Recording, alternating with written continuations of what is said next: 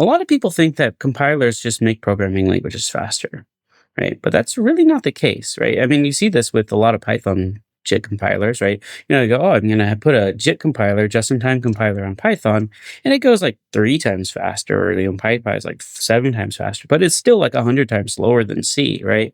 And the same thing happens with R. It turns out that compilers actually need different things in the programming language to get performance, right? So what compilers are actually able to do is they're able to say, hey, here's generically how something would work, but in this specific case, I know what's going to happen, so I'm going to make that better. So for example, if you know that your array is all 64-bit integers, then when you're looping through and you go from I to I+1, you know that you can move the pointer over by 64 bits.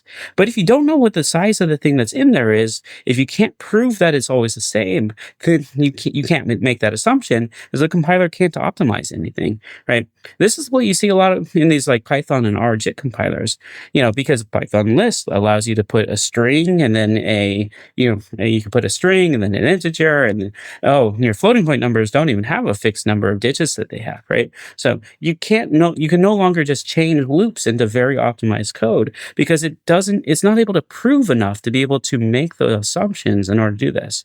So JIT compilers and compilers in general, the performance you get them is actually heavily tied to programming language design.